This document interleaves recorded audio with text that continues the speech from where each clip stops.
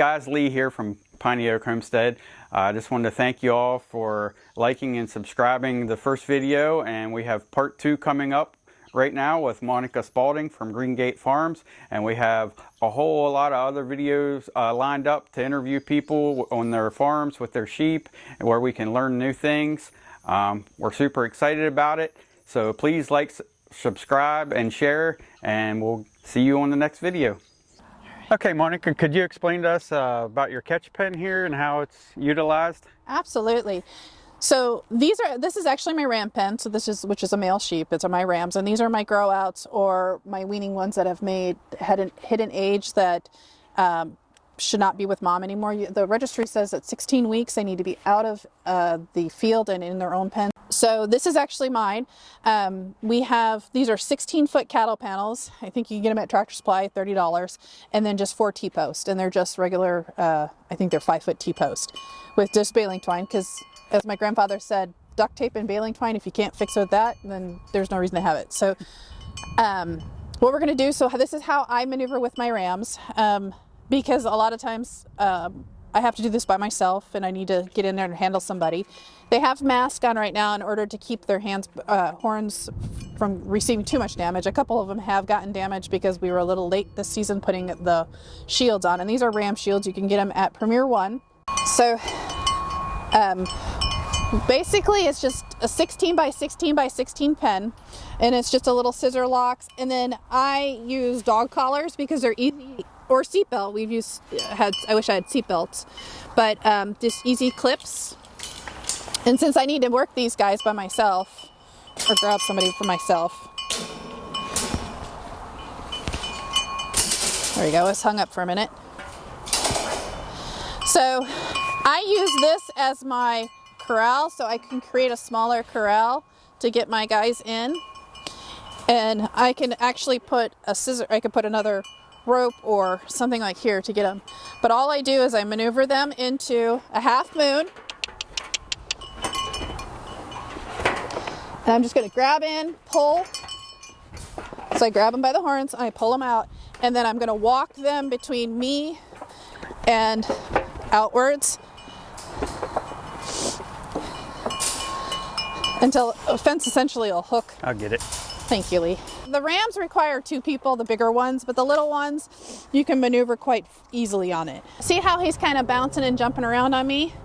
The trick is to pull their head straight up and kind of crook it in your legs, and holding they can't pull up, they can't bounce forward. Even with the larger boys, if you're holding their head up and straight up and putting it kind of in the crook of your legs, bending forward, you can get in there and you can trim their feet as if you're going to trim their feet, administer medicine, check eyelids, pretty much do whatever you need to do if you're weaning them. The big guys, we still do this. We just pull the chin up, the big guys, and kind of hold them back, because if they're going to come up, they're just going to come up a little bit. They're not going to be able to get me off my feet. So, and it's just under the chin, pulling straight up. That's how the best way I've been able to handle it. That's been the least dangerous part of doing this. That's good advice. Thank you. Yes, absolutely. So we are going to I'm just going to show you a little trick that I recommend doing, that I do myself, and this is what I tell people to do. You can have 2 options. You can have somebody hold them, as long as the full side is not obscured or have anything blocking it. You can have somebody hold the head, and as long as I can see everything on the sheep on that side, it's not a problem. But I also do this trick when it's just me. It works best if it works in a circular motion. If you can drop, drop, drop, drop, drop, drop. And then Lee, if you could go, and you're going to stand in the middle, right here in the middle, and you should be able to get shots of whoever you're trying to get. You can move up towards the hip a little bit, and they'll move away, and they'll go find another pile, and you can it's easy to take left and right pictures if you're standing in a circle and they're eating around you, to take registration photos. And then he's going to go to another pile, so then I've got a second shot. So this is, I get this fencing for Premier One. This is the semi-permanent fencing. that we've had this fence in for 4 or 5 years now. We run all our rams in this because they can't get to my exterior fence, my white plastic fence, and we're not cross fenced yet like we do have for the ewes where we have the no climb. We run a solar power box on it. I don't have to worry about, we make it hot enough that the rams have no interest in touching it. So once it's on, there really isn't anything for them to hit on my fence to damage it. The tarp is, there's just regular cattle panels, the same as I use for my pen down there. They're just 16-foot cattle panels. We zip tie them. They're usually, this is old. Now this is probably like 8 years old. So, and we just moved it from a previous field. So it has been patched with a little bit of wood, duct tape, and baling twine. But we usually use wood bolts or U-bolts to hold it into the base. Okay. But when a ram hits it from the side, it takes the brunt. It flexes, and so they're not hitting a solid surface. I like that in the winter. When we have a lot of wind, we'll put a 2x4 and we'll just string a 2x4 on each end, just to kind of help give it some structure with some of the winter winds that we get out here. But we have never had this picked up and thrown. This is we have to use a tractor to move it. We are going to be rebuilding this and probably putting some 4x4s as the base as opposed to just the 2x4s that it is now. I like how you have it on skids so you can move it around. Yes, and then it's just framed on the corners. It was actually framed on the corners before there, but it's still stuck in the other part of the field when we moved it last week. And it's just basically a come along that we hook on the ball of the tractor, which picks this whole structure up and moves it. It's much heavier, but right now half of it's missing because it fell off because it's so old. Instead of a chicken tractor, it's a sheep tractor. Sheep tractor, yep. And we can move it around, and that way the rams aren't sitting and laying poop and all that kind of stuff. And we just bring the tractor in here and move it. It's usually whenever I put out a ram bale. Very cool. Okay, so now we're here at the ewes pen, and I noticed some of them have some green collars on. Can you explain to me why? Oh, absolutely, Lee. So because I have quite a bit of whites this round, they are scrapie tagged. We scrapie tagged them the other day, and these are just little collars that you can get on Amazon. They usually use them for dog kennels or vets offices, and they break away. But they all have their scrapie tag number, the last 2 digits on their scrapie tag number, so then I can see when they go to nurse, I can see which ewe they belong to because I have white ones. And then I'll take that scrapie tag number and I'll put it down on their records, and so that way I know exactly which white ewe or white ram goes to which dam and sire. And okay. Another thing what I like about the ewes is that I make my ewes friendly. I like my friendly ewes. They, obviously you can take some corn and feed anybody you want in there. They have no. I love the Painted Deserts because, and I love Tombstone because he puts such great, loving personalities on his girls. You can notice it's my girls coming up. My rams will stay back there. I don't tolerate my rams getting any grain. If they come up, they get bumped. Here's one. They'll get bumped on the nose. I don't want my rams to be friends. I have no business. They don't serve a purpose to me other than to breed. And I don't trust them as they age. When they hit testosterone, they can get very dangerous. We don't pet our rams. We don't do anything. They go in to the ram pen, and then that is okay. Go free. I feed them all the time. But my girls, they can be friendly. I can come sit out here, and we can do. There's a lot of breeders that is one of the dispositions that I like about my ewes is that they've never seen Lee before a few minutes ago, and they will come to a bucket and feed from a bucket. But if you notice, every one of them are ewes. Like this ram is coming too close. He knows that he's going to get bumped off. If it's a ewe, she can have grain, but the lamb can't. I don't want any rams to think that they can be friends. But the ewes can be my best friends. So that's... What kind of grain do you feed? Actually, my cousin worked for Purina. She graduated with a PhD in animal nutrition. And when I first got into Painted Deserts, before I had goats and then I did Painted Deserts after that, but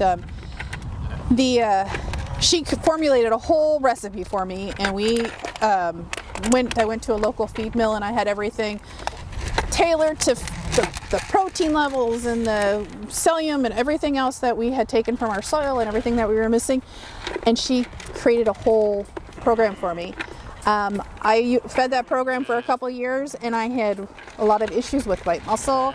I had a lot of issues with a couple stillbirths. Just my ewes weren't holding weight very well. And my cousin, being wonderful, she said, you know what, go to Tractor Supply, pick up some sweet feed and some corn. They'll give you your baseline. You know, of course, the free minerals, we changed our minerals just to a generic minerals. And she said, try that, we'll look at the formula again and we'll reformulate because there's something missing if we're having, especially white muscle disease. So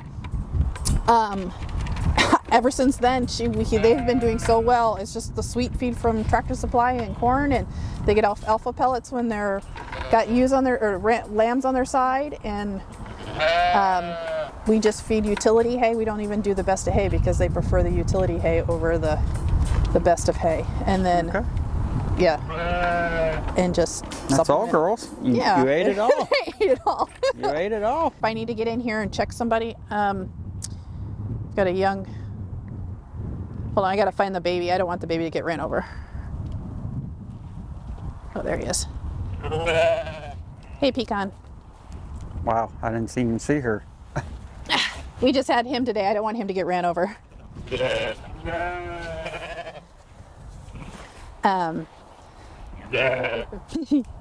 Hello, Ram. It's her first one. So what I do is, this is just a fence, and then we put like goat fence, just a regular wired fence. Come on, everybody. Oh, they've already been caught up. But essentially, if I want to catch somebody, I'm going to pull them in, and then we just take them in here.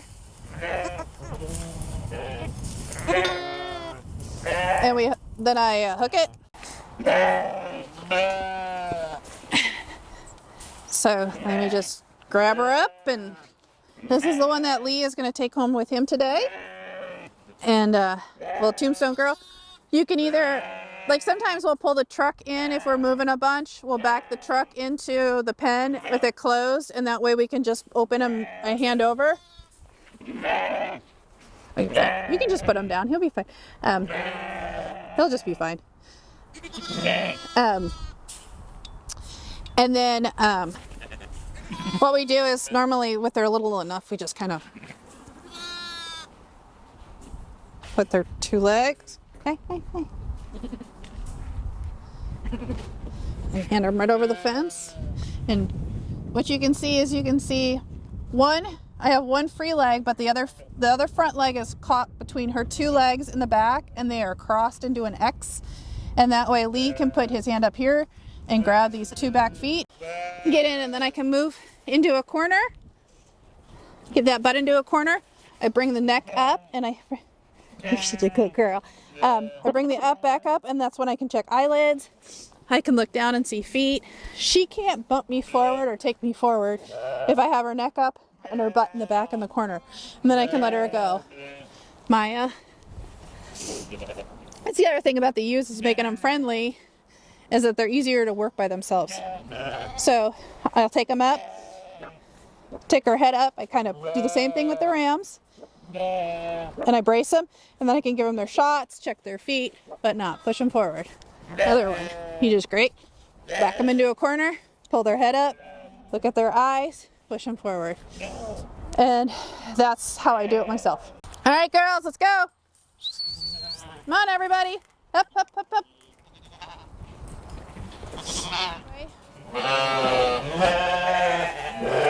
You just open it up,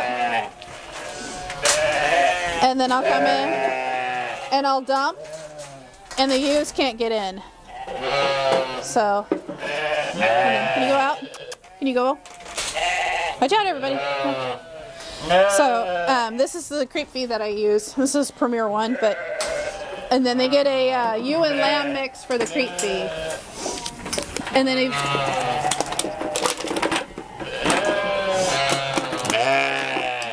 but these little dog collars, should somebody get stuck in a gate, if one of the ewes is trying to come through, these little plastic collars will give away, and she can usually get herself freed out, and I just replace the dog collar. It's kind of fun to watch them go in and out. Okay, this is a quarter of A third. a third of Tombstone's horn that broke off, and I just thought it was really cool because as hard and solid as they feel, as you can see, it is actually hollow inside. So that's why whenever they hit, sometimes they break off so easy because not all of them are as thick as other ones. And Tombstone's old, so he lost this one during an ice storm when he fell. He's 12 this year, and he fell on the ice that we had and took off the tip of his horn and fractured his hip. But that's the first loop. This is what you usually see when they're about a year old, a little over a year, maybe 13 months probably would be worth of horn, going on 15 months. So that's just a little. That's probably what age he was at that part of growth of horn. So between a year and 15 months, maybe less. But that's, and then this part right here is probably when he was a baby. So as a lamb, around weaning age, was probably about here on his horn. But you can see the density of it, and then it kind of, and each one of these ripples is a growth ring. That's what I was going to say. Oh, sorry. No, that's fine. No. You see how the ripples are on here? This is what she was talking about. That's a growth spurt right there. So that's pretty cool. Yeah, so Thank you can kind of count how many, roughly about every month-ish or so, but every large growth ring. And you can see when they're more closer together, like up in here on his horn, that's when he had a bigger growth. He had more growth in that time. It's like a tree ring almost. Hold on. So he had a ton of growth in a short amount of time because they grow in kind of ringlets. And so you can see where it's wider and then it gets narrow. So this was probably a heavy growth period that he had. And then the longer ones are probably where it was a little slower growing. So would you think it's weaker up here than down here? It's just the keratin, because it's pretty much the same thing that's made out of the hooves of the animal. It's just the growth of it. A good ram will have. Yeah, it'll be nice and thick. It shouldn't be brittle. So, but that's, I mean, they hit all kinds of stuff with that. So I just think it's amazing how strong they are, but they're hollow inside.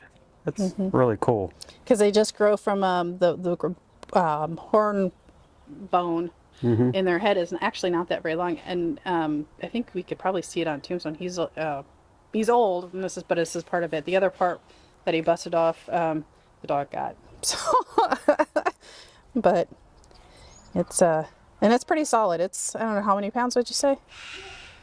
3 or 4. Yeah, and that's just a little corner of it. You got to think those guys got big old racks on them that they're walking around with a lot of weight.